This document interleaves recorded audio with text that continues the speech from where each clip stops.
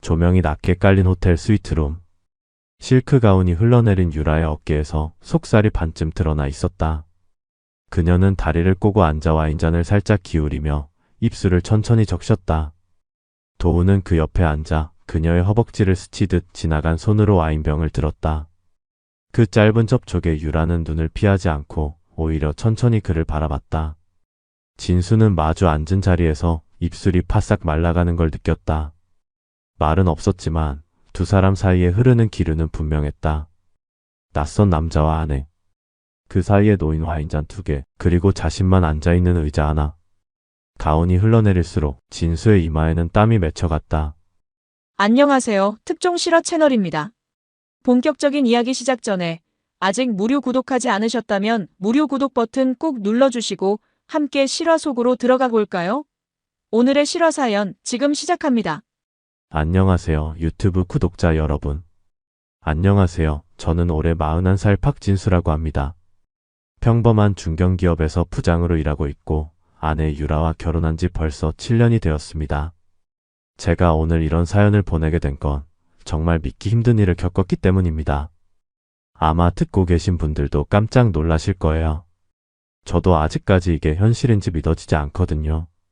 저는 성격이 조용한 편입니다. 회사에서도 말수가 적고 집에 와서도 크게 떠들거나 하지 않죠. 반면에 아내 유라는 정반대예요.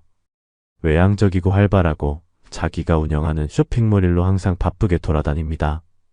패션 감각도 뛰어나고 늘 예쁘게 꾸미고 다니죠. 처음엔 이런 차이가 좋았어요. 서로 없는 부분을 채워주는 느낌이었거든요. 그런데 결혼 생활이 길어지면서 아내가 자주 하는 말이 있었습니다. 우리 관계가 너무 재미없다는 거였어요. 처음엔 그냥 투정인 줄 알았어요. 부부가 되면 다 그런 거 아닌가 싶었거든요. 하지만 유라는 계속해서 이 말을 했습니다.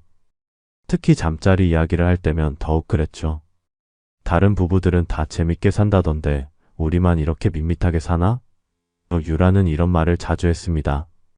저는 솔직히 잘 모르겠더라고요. 남자들끼리 그런 이야기를 자세히 하는 편도 아니고 저에게는 아내가 전부였으니까요.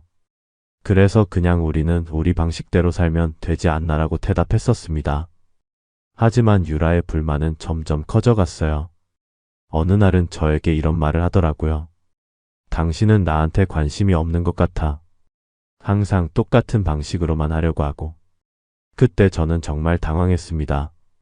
저 나름대로는 아내를 사랑하고 있다고 생각했거든요. 하지만 유라가 원하는 게 뭔지 구체적으로 알 수가 없었어요. 그런 상황이 몇 달 계속되던 어느 날 밤이었습니다. 유라가 평소보다 진지한 표정으로 저에게 다가왔어요. 그리고는 조심스럽게 말을 꺼냈습니다. 여보, 우리 정말 특별한 거 한번 해볼까? 저는 무슨 말인지 몰라서 특별한 게 뭔데? 라고 물었죠. 유라는 잠시 망설이더니 이렇게 말했습니다. 요즘 부부들 사이에서 유행하는 게 있어. 판타지 같은 거야. 초대남을 불러서 셋이 함께 하는 거 있잖아. 순간 저는 귀를 의심했어요. 아내가 지금 뭔 말을 하고 있는 건지 이해할 수가 없었거든요. 뭐라고? 제가 더듬거리며 물었을 때 유라는 제 손을 잡으며 진지하게 말했습니다. 진짜야, 여보.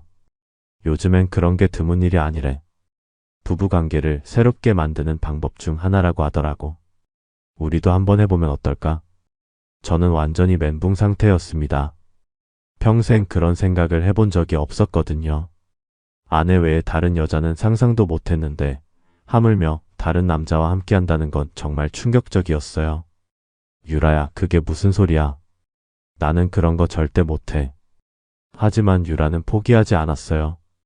여보, 우리 관계가 지금 얼마나 식상해졌는지 알아? 이대로 가다가는 정말 남남이 될 것 같아. 한 번만 해보자. 정말 한 번만. 우리 사랑을 다시 확인하는 기회라고 생각해봐. 유라의 눈에는 진심이 담겨 있었어요. 정말로 우리 관계를 회복하고 싶어 하는 것 같았거든요. 며칠 동안 저는 고민했습니다. 솔직히 그런 일을 상상하는 것만으로도 불쾌했어요. 하지만 유라가 계속해서 설득했고 결국 우리 사랑을 위해서라는 말에 마음이 흔들렸습니다. 아내를 잃고 싶지 않았거든요. 그래서 결국 알겠어. 한 번만이라고 대답했습니다. 유라는 제가 동의하자 무척 기뻐했어요. 그리고 며칠 후에 적당한 사람을 찾았다고 말했습니다. 누군데? 라고 물었을 때 유라는 내가 아는 사람인데 당신하고는 모르는 사이야. 완전 모르는 사람보다는 한 번 본 사람이 나을 것 같아서라고 설명했어요. 저는 그때도 찜찜했습니다. 아내가 아는 사람이라니 뭔가 더 복잡해질 것 같았거든요. 정말 괜찮을까? 나중에 문제 되지 않을까? 하지만 유라는 걱정하지 마. 그 사람도 이런 일에 익숙하다고 하더라. 절대 문제 없어라고 확신에 차서 말했습니다. 드디어 그날이 왔습니다. 유라가 예약한 호텔이었어요. 시내 한복판에 있는 꽤 고급스러운 곳이었죠. 저는 온몸이 떨렸습니다. 정말 이런 일을 해도 되는 건지 후회하지 않을지 계속 자문자답했어요. 하지만 이미 여기까지 온 마당에 돌아갈 수도 없었고 무엇보다 아내가 원하는 일이니까 해봐야겠다고 생각했습니다. 오후 7시쯤이었을 거예요. 호텔룸에서 기다리고 있는데 벨이 울렸습니다. 유라가 문을 열었고 한 남자가 들어왔어요. 키가 크고 운동을 하는 것 같은 체격이었습니다. 그런데 어딘가 낯익은 얼굴이었어요. 어디서 본 것 같은데 확실하지 않았거든요. 안녕하세요. 차도훈이라고 합니다. 그 남자가 저에게 인사를 건넸어요. 예의 바른 태도였지만 뭔가 익숙한 느낌이 들었습니다. 혹시 어디서 뵌 적이 있나요? 라고 물었을 때 도훈은 아마 어디서 스쳐 지나간 적이 있을 수도 있겠네요. 라고 대답했어요. 유라는 이제 어색하지 말고 편하게 해봐요. 라며 분위기를 주도했습니다.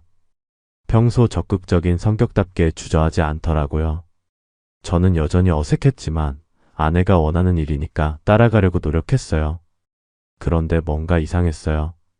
도훈과 유라 사이에 묘한 기류가 있는 것 같았거든요. 처음 만난 사이치고는 너무 자연스러웠어요. 서로 눈빛을 주고받는 것도 그렇고 스킨십도 마치 익숙한 사이처럼 느껴졌습니다. 하지만 그때는 원래 이런 일을 할 때는 그런가 보다라고 생각했어요. 모든 게 끝난 후였습니다. 도훈이 씻으러 화장실에 들어갔을 때 저는 유라에게 저 사람 정말 괜찮은 거야? 라고 물었어요. 유라는 전혀 문제 없어. 이런 일 많이 해봤대라고 대답했습니다. 그때 뭔가 찜찜한 느낌이 들었어요. 이런 일 많이 해봤다는 말이 계속 맴돌았거든요. 도훈이 씻고 나왔을 때 더 이상한 일이 벌어졌습니다. 수건으로 몸을 닦으며 유라에게 눈짓하더니 다음에도 연락해라고 윙크를 했어요. 마치 연인 사이처럼 말이죠. 유라는 순간 당황한 듯 했다가 농담이야 농담이라며 웃어넘겼습니다. 그 순간 저는 뭔가 잘못되었다는 걸 직감했어요. 하지만 확실하지 않았기 때문에 그냥 넘어갔습니다. 도훈이 옷을 입고 나갈 준비를 할 때 저도 화장실에 들어가서 씻었어요. 그런데 화장실 수건함을 열었을 때 이상한 걸 발견했습니다. 남자용 속옷이 2장이나 있는 거예요. 분명히 도운 것 같았는데 오늘 처음 왔다면서 왜 속옷이 2장씩이나 있는 건지 이해할 수 없었어요. 게다가 그 속옷들은 새 것이 아니라 입던 것 같았거든요. 마치 여기서 계속 지내온 것처럼 말이죠. 집으로 돌아오는 길 저는 계속 그 속옷 생각만 했어요. 오늘 처음 온 사람이 왜 속옷을 2장씩이나 화장실에 두고 있었을까? 게다가 유라와 도훈 사이의 그 자연스러운 분위기도 계속 머릿속을 맴돌았습니다. 뭔가 석연치 않은 구석이 너무 많았어요. 유라는 집에 와서도 평소와 다름없이 행동했어요. 오늘 어땠어? 생각보다 괜찮았지? 라고 물으며 싱글거리기까지 했습니다. 하지만 저는 도저히 그런 기분이 될 수 없었어요. 그냥 그랬어 라고 대충 대답하고는 혼자 생각에 잠겼습니다. 며칠이 지나도 그 의문은 해결되지 않았어요. 오히려 시간이 갈수록 더 의심스러워졌습니다. 그래서 용기를 내서 유라에게 물어봤어요. 여보, 그 사람 정말 처음 만난 거 맞아? 유라는 왜 갑자기 그런 소리야? 물론 처음이지라고 대답했지만 뭔가 어색한 느낌이 들었어요. 그럼 화장실에 있던 속옷은 뭐야? 분명히 그 사람 거 같았는데 2장이나 있더라고. 제가 이렇게 말하자 유라의 표정이 순간 굳어졌어요. 하지만 금세 그거 호텔에서 준비해둔 거 아닐까? 그런 호텔들은 그런 서비스도 한다더라라고 둘러댔습니다. 하지만 저는 납득이 안 됐어요. 호텔에서 남자 속옷을 2장씩 준비해 둔다는 게 말이 되나요? 게다가 그 속옷들은 새 것이 아니라 분명히 누군가 입던 것이었거든요. 하지만 유라가 계속 부인하니까 더 이상 추궁할 수도 없었어요. 그날 밤 유라가 잠든 후에 저는 잠을 이룰 수가 없었습니다. 계속해서 의심스러운 부분들이 머릿속을 맴돌았어요. 도훈과 유라의 자연스러운 스킨십, 그 눈빛 교환, 다음에도 연락해라는 말, 그리고 화장실의 속옷들. 이 모든 것들이 우연의 일치일 수는 없었어요. 다음 날부터 저는 유라의 행동을 유심히 관찰하기 시작했습니다. 평소보다 핸드폰을 더 자주 보는 것 같았고, 누군가와 메시지를 주고받을 때마다 살짝 미소를 짓더라고요.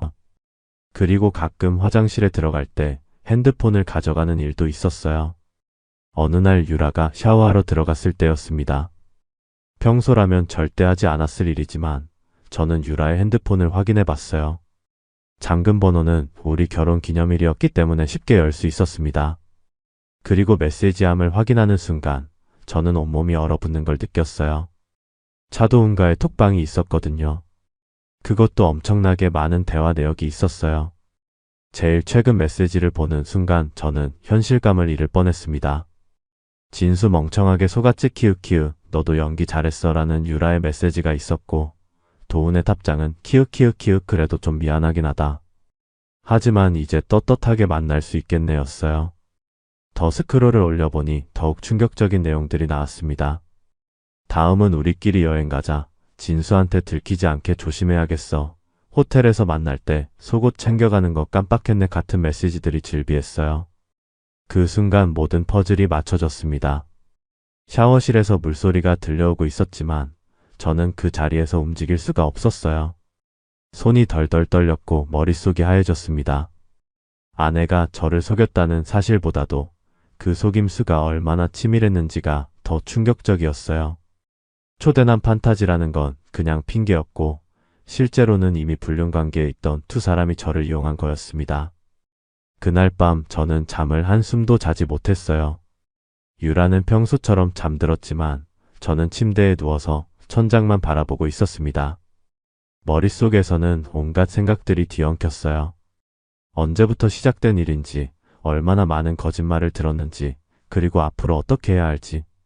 다음 날부터 저는 냉정하게 행동하기로 마음먹었습니다. 감정적으로 대응하면 오히려 손해를 볼 것 같았거든요. 평소처럼 출근하고 평소처럼 유라와 대화하면서 증거를 수집하기 시작했어요. 불륜의 증거를 확실히 잡아야 나중에 법적으로 대응할 수 있을 테니까요.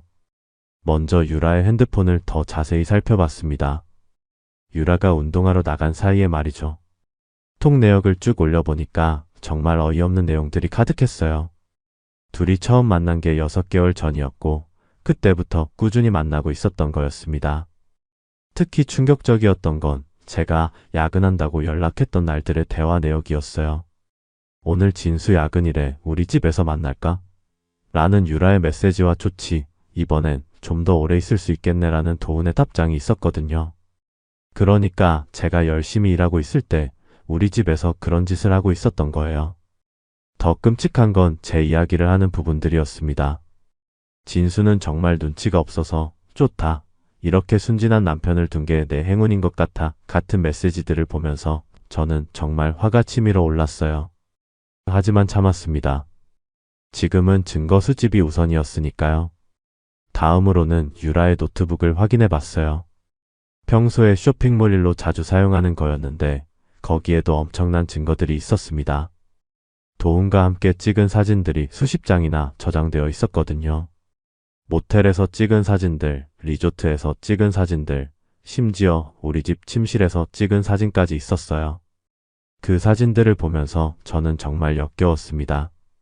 특히 우리 침실에서 찍은 사진들은 정말 참을 수 없었어요.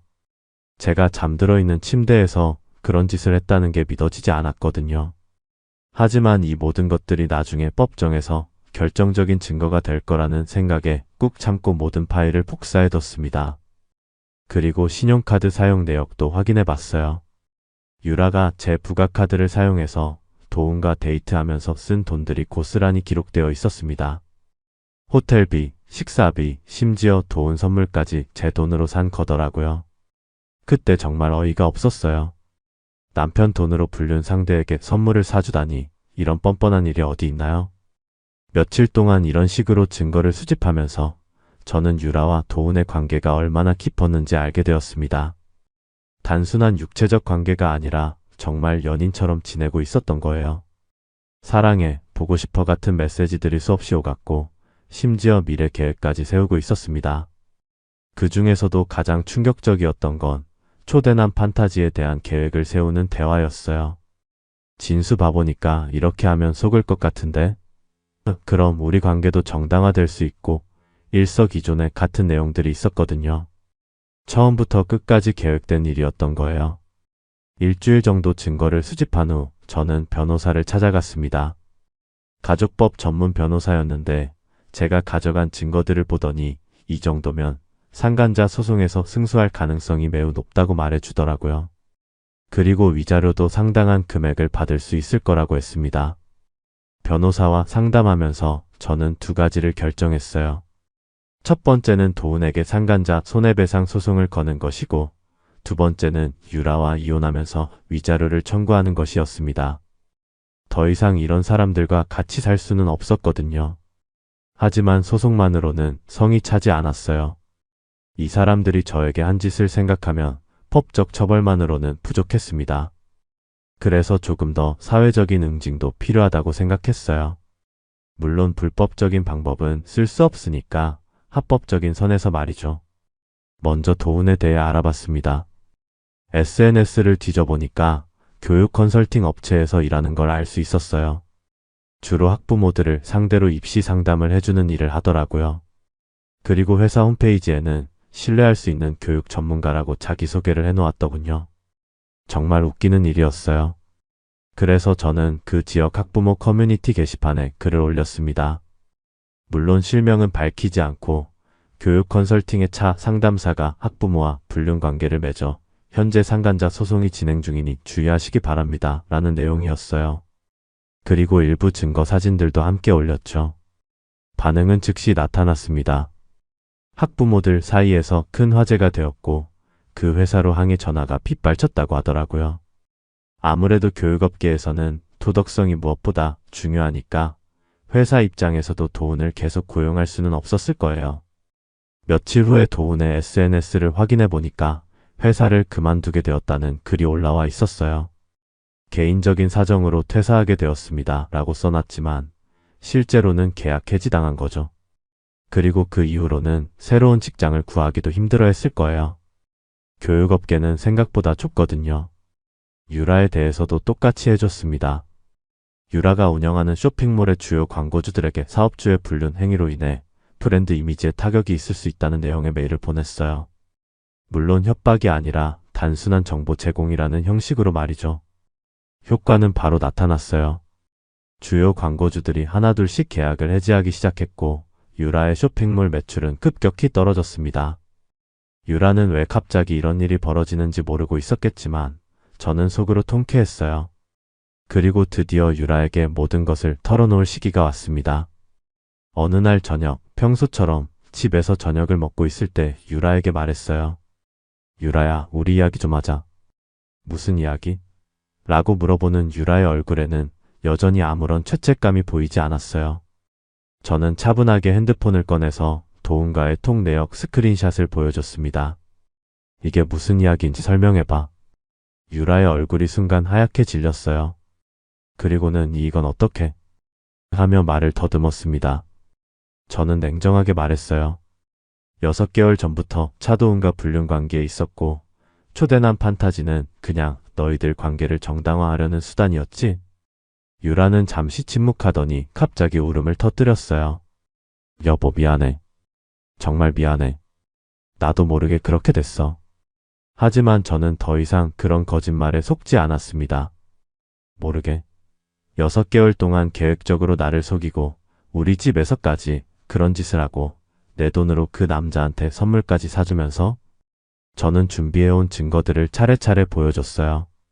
모텔에서 찍은 사진들, 신용카드 사용 내역, 그리고 저를 비웃는 메시지들까지. 모든 걸 본 유라는 더 이상 변명할 수 없다는 걸 깨달았는지 그냥 울기만 했습니다. 유라야, 나는 이미 변호사와 상담을 끝냈어. 도훈한테는 상간자 소송을 걸 거고 너와는 이혼할 거야. 위자료도 당연히 청구할 거고.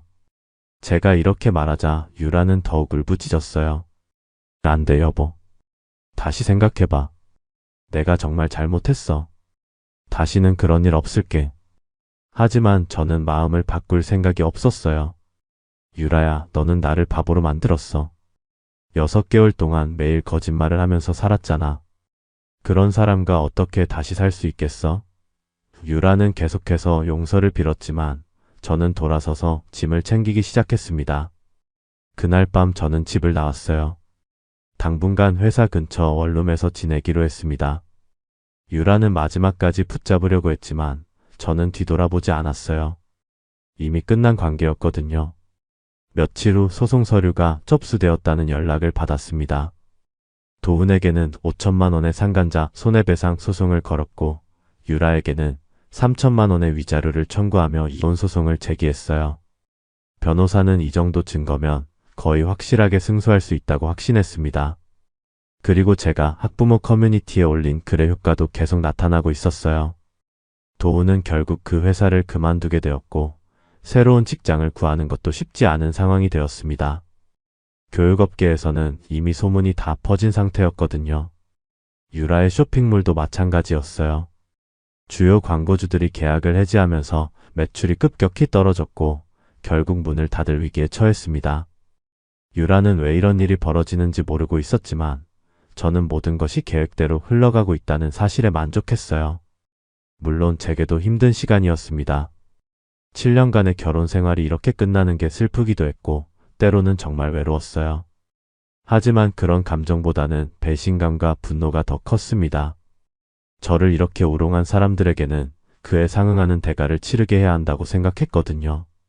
소송이 진행되는 동안 재미있는 일들이 벌어졌어요. 도훈이 저에게 직접 연락을 해온 겁니다.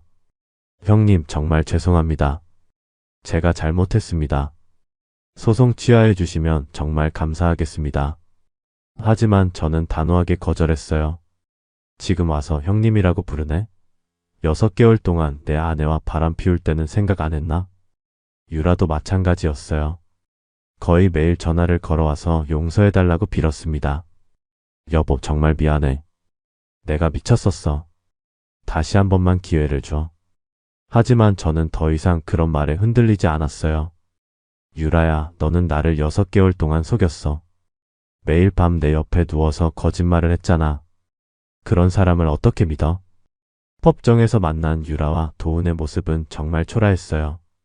도훈은 파리한 얼굴로 계속 고개를 숙이고 있었고 유라는 울음을 참느라 눈이 퉁퉁 부어 있었습니다.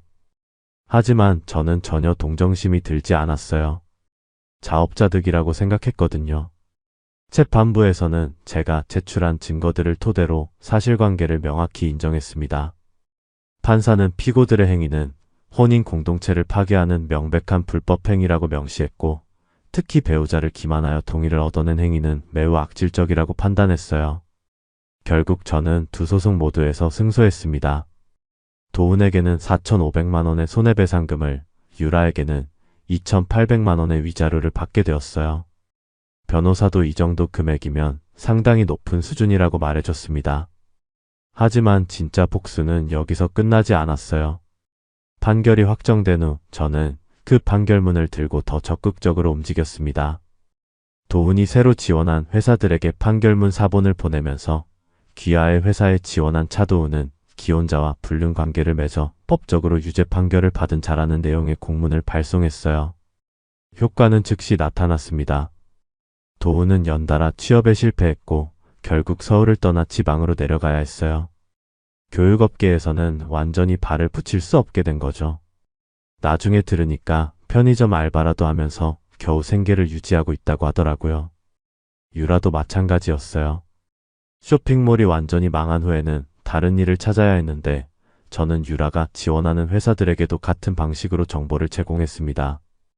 귀하의 회사에 지원한 송유라는 배우자를 기만하고 불륜을 저지른 자로 법적 판결을 받은 바 있습니다. 라는 내용이었죠. 물론 이런 행동들이 법적으로 문제가 될 수도 있다는 걸 알고 있었어요. 하지만 저는 모든 것을 공개된 판결문에 근거해서 했고, 허위사실을 유포한 것도 아니었으니까 큰 문제는 없을 거라고 생각했습니다. 실제로도 그랬고요. 몇 달 후에 들은 소식으로는 유라도 서울에서 제대로 된 직장을 구하지 못하고 결국 고향으로 내려갔다고 하더라고요. 그리고 도훈과의 관계도 끝났다고 했습니다. 아마 서로 힘든 상황이 되니까 책임을 떠넘기면서 헤어진 것 같더라고요. 오늘까지 약 1년이 지났습니다. 저는 새로운 원룸에서 혼자 살고 있어요. 처음에는 외로웠지만 이제는 이런 생활이 편하다고 느껴집니다. 거짓말쟁이들과 함께 사는 것보다는 혼자 사는 게 훨씬 낫거든요. 회사에서도 제 상황을 알고 있는 사람들이 많아요. 처음에는 좀 민망했지만 오히려 동료들이 저를 더 챙겨주더라고요. 진수야, 너 정말 잘했다. 나라도 그렇게 했을 거야 라고 말해주는 사람들이 많았어요. 그래서 오히려 직장 생활이 전보다 더 편해졌습니다. 가끔 유라에게서 연락이 와요. 여보, 나 정말 힘들어. 도와줄 수 없어? 같은 메시지들인데 저는 모두 무시하고 있습니다. 이미 끝난 관계에서 무슨 도움을 바라는 건지 모르겠어요. 자기가 한 일의 대가를 치르는 건 당연한 거 아닌가요? 도훈도 몇 번 연락을 시도했었는데 저는 번호를 차단해버렸어요. 그 사람과는 더 이상 할 말이 없거든요. 법정에서 다 끝난 일이고 이제는 각자 자기 인생을 살아가면 되는 거죠. 지난주에는 정말 웃긴 일이 있었어요. 우연히 길에서 도훈을 마주쳤는데 완전히 다른 사람이 되어 있더라고요. 살도 많이 빠지고 옷차림도 초라해졌고 뭔가 기가 다 죽어 있는 모습이었어요. 저를 보더니 고개를 숙이고 급하게 피해가더라고요. 그 모습을 보면서 저는 약간의 만족감을 느꼈어요. 다른 사람의 불행을 즐기는 게 좋은 건 아니지만 저에게 그런 짓을 한 사람이니까 당연한 결과라고 생각했거든요. 제가 당한 배신감과 모욕감을 생각하면 이 정도는 아무것도 아니에요. 요즘 저는 새로운 취미를 찾고 있어요. 등산도 시작했고 독서 모임에도 가입했습니다. 결혼 생활 때는 유라 눈치를 보느라 못했던 일들을 하나씩 해보고 있어요. 생각해보니까 7년 동안 제 자신을 위한 시간을 거의 갖지 못했더라고요. 가끔 새로운 사람을 만나면 어떨까 하는 생각도 들어요. 하지만 아직은 그럴 마음이 안 서요. 한번 깊게 배신을 당하고 나니까 사람을 쉽게 믿기가 어려워졌거든요. 하지만 시간이 지나면 언젠가는 좋은 사람을 만날 수 있을 거라고 생각해요. 무엇보다 저는 제가 올바른 선택을 했다고 확신해요. 용서하고 넘어갔다면 오히려 더 큰 상처를 받았을 거예요. 그리고 그 사람들은 또 다른 피해자를 만들었을지도 모르고요. 지금처럼 확실하게 대가를 치르게 한 것이 옳다고 생각합니다. 마지막으로 말씀드리고 싶은 건 저는 복수라고 생각하지 않아요. 그냥 정당한 대가를 치르게 한 것뿐입니다. 불륜을 저지르고 배우자를 속인 사람들이 그에 합당한 처벌을 받는 것은 당연한 일이거든요. 법적으로도 사회적으로도 말이에요. 지금 저는 홀가분합니다. 더 이상 거짓말쟁이들과 함께 살지 않아도 되고 매일 속임을 당할 걱정도 하지 않아도 되거든요. 물론 외롭긴 하지만 배신당하는 것보다는 훨씬 낫죠. 그리고 저는 앞으로 더 나은 인생을 살아갈 자신이 있어요. 지금까지 제 이야기를 들어주셔서 감사합니다. 요약하자면 제 아내가 초대남 판타지라는 핑계로 저를 속이고 이미 6개월간 불륜 관계에 있던 남자와 저를 이용했다는 내용입니다. 하지만 저는 증거를 수집해서 상간자 소송과 이혼 소송에서 모두 승소했고 사회적으로도 그들이 대가를 치르게 만들었어요. 여러분이라면 이런 상황에서 어떻게 하셨을까요? 용서하고 넘어가셨을까요? 아니면 저처럼 끝까지 추궁하셨을까요? 댓글로 여러분의 생각을 들려주세요.